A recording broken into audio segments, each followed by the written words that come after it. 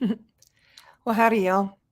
Rude Ronnie Davy, the happiness lady, coming at you from Nashville, Tennessee.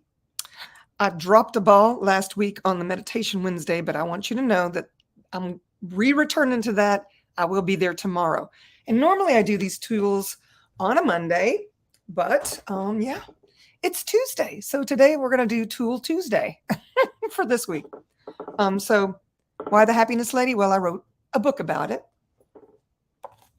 Choosing happiness, an uncommon way to find joy in your life. Right there. That's me. That's usually me with curly hair. So what is the tool for today? No competition. No competition. And this is a very interesting one because in this reality, it's all about being the best, at whatever. But really and truly, is there anyone that's a better you than you? Or can anyone actually be any better being me than me? Does that even make sense to you? Let me read a little bit about no competition in my little yellow book.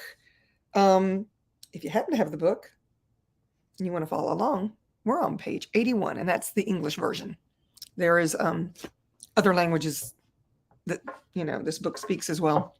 And soon in 4 more. So how does it get any better than that? And that's another tool of access. So here we go. Through the years, I've discovered something about me, although it only shows up at very particular times. I am very, very competitive with myself. Being an avid runner, in the early days, I did everything to get my speed up. By my 3rd marathon, it had gotten so significant in my mind that I was reading every book on the subject and decided I would run the iconic Boston Marathon. That is the marathon of marathons. Everybody that's serious about running marathons wants to do that one, y'all. And so did I. So with every race, I would get closer to the qualifying finish time, finally only requiring to shave off 5 precious minutes for my age group to qualify. After 9 marathons, I did run my bucket list race, but it didn't happen the way I thought it would. It began with this thought: would an infinite being have something they can compete with? Each of us is as unique as a unicorn. There's no better you than you being you. And there's no better me than the me that I be. An infinite being would choose to do competition for what reason? And let me back up, because some of you don't know my story. Because, yeah, I did get to run the iconic Boston Marathon. But the way it showed up for me was here I was training. I happened to be in India on a peace, love, and understanding retreat, and was actually training on a treadmill that they had in the hotel, looking over the water where all these fishing boats were, where all these people were doing Tai Chi. It was really kind of a calm, meditative way to run. I don't know if you guys, know about this, or if any of you are runners yourselves, but there's this thing called a runner's high, right? I think people get it when they're gardening as well, because they're connecting to the earth, they're connecting to nature. And for me, running, by the time I got to my 2nd or 3rd mile, the adrenaline would kick in, all the things, and my body would love it. So anyway, here I'm running. I don't remember how many kilometers I did. I'm sure it's in my first book, Soul Survivor, which documents this little episode in my life that I'm talking about. It seems tiny now, but it was kind of a big deal back then. Made it very significant. I'm looking at the same waters where these 10 terrorists had taken over a fisherman's boat, killed him, and they were taking the boat onto the land in India from Pakistan to basically terrorize India. And it was called the Mumbai terrorist attack, or I think 25/11 or 23/11. I don't remember now. They tried to make it like 9/11, mirroring our disaster that happened in the States. Anyway, how I ended up running it was I happened to be in a restaurant at the wrong time when the terrorists came in and started shooting, and I was a casualty. But I'm still here. They shot out my right tricep, my right quadricep. The bone was shattered, the femur bone, and then grazed the right side of my neck. and I lived to tell. So this is what happened. I wanted to run Boston, but I knew I'd never be able to make the qualifying time. So I put a plea out on YouTube, and Adidas saw my plea and gave me a hard luck pass to run it. So I finally did get to run it. It was my last marathon, and that was in 2011, before the bombing at the marathon. So anyway, that's a very long-winded backstory, so you understand what I mean by it didn't show up the way I thought it would. And this no competition thing, I mean, I remember my mom came with me, and we, before the race, there's one day where you go through and you can, purchase books and straps and all the things. And at that time, Nike was coming out with a watch before we had all these other contraptions. And now our phones or iPhones are so smart that they tell us how many steps we've taken, or if we're going for a run, we can just push a button and it'll monitor it. But I got one of those new Nike things where you put the chip in your shoe and it monitors it for you. But this time I decided that I was not going to make it about my best time, because I'd gotten a hard luck pass. I could do whatever I wanted to. There was nobody I had to beat, not even my own time.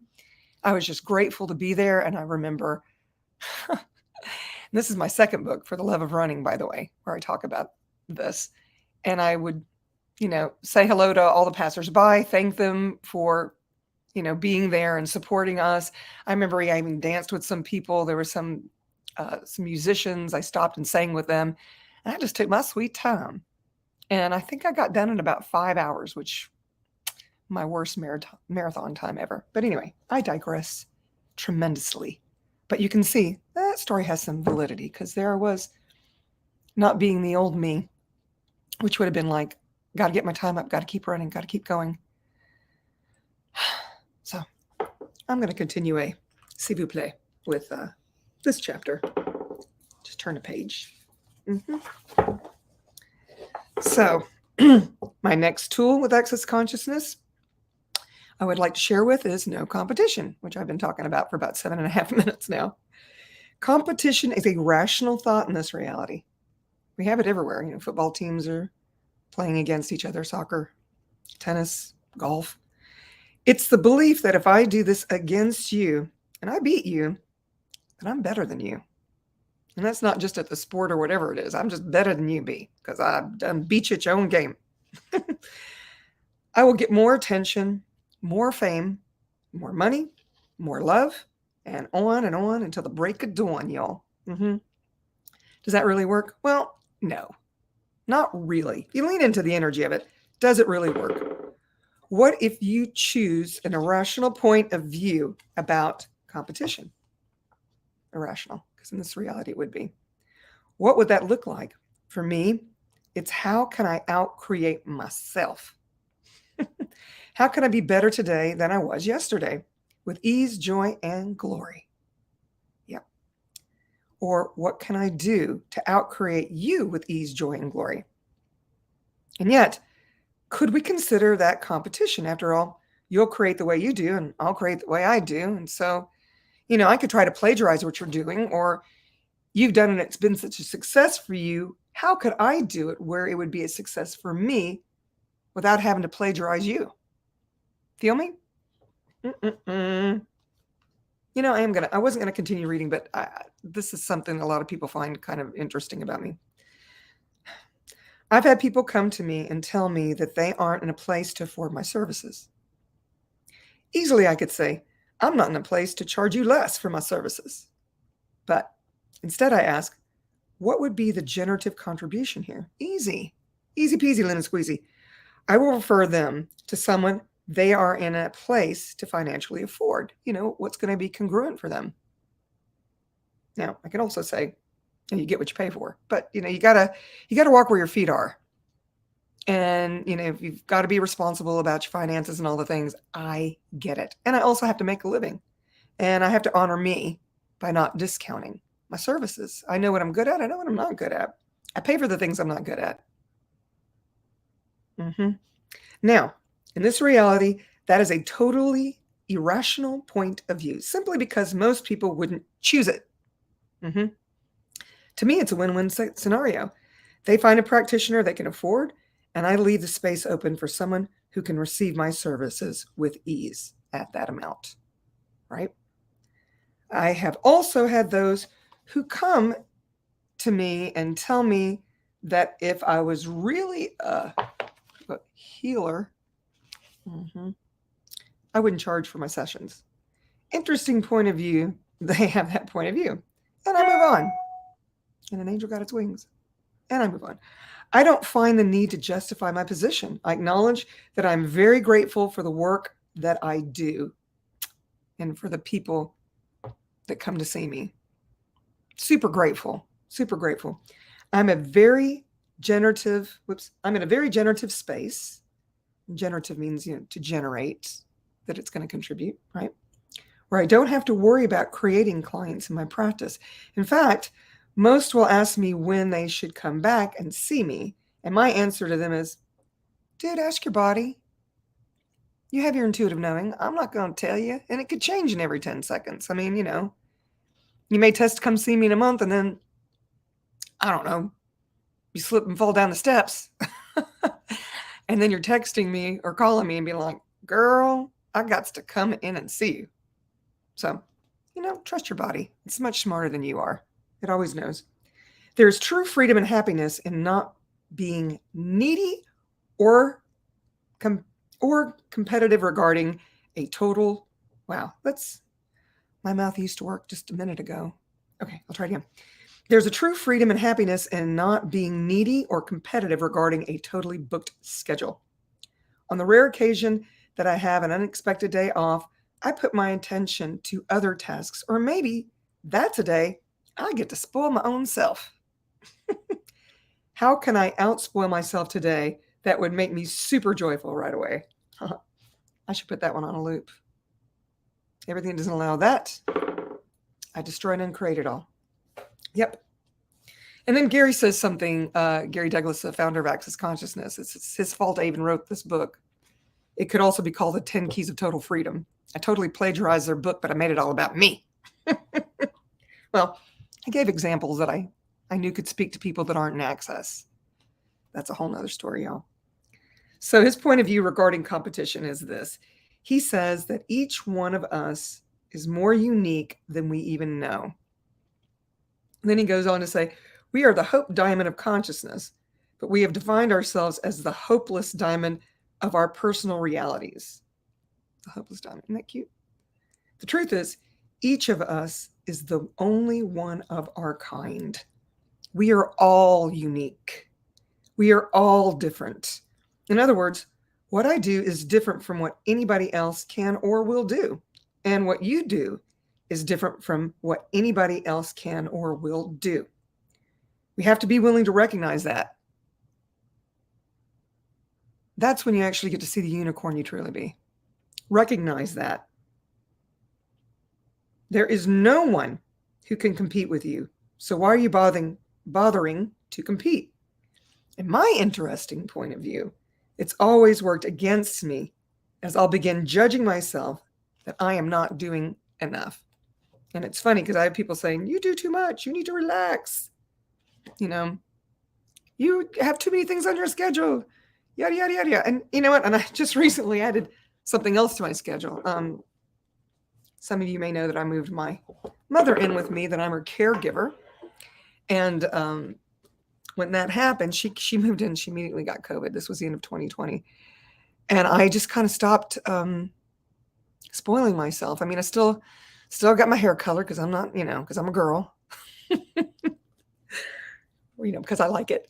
And still got my nails done, but I had stopped working out. I mean, I was walking on my treadmill and stretching on my reformer, but I wasn't doing the weight training and conscious eating that I had been doing before, which is something that I like for me, and I'm not saying that that's for everyone because it's not. But I just recently added weight training back to my schedule, a little cardio. Oh my gosh, my body been hurting, but it hurts so good. You know what I'm saying? So, competing with myself. The difference is I'm not beating myself up over food or if I get a workout in or not. I've been integrating yoga as well, and it's been a wonderful journey. So I guess the takeaway for you today, should you choose it, is why not be so hard on yourselves?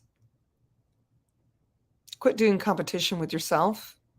And note that even if you're having a friendly game of tennis or whatever, and they win a game and you win a game, it's really about the fun and the joy of it.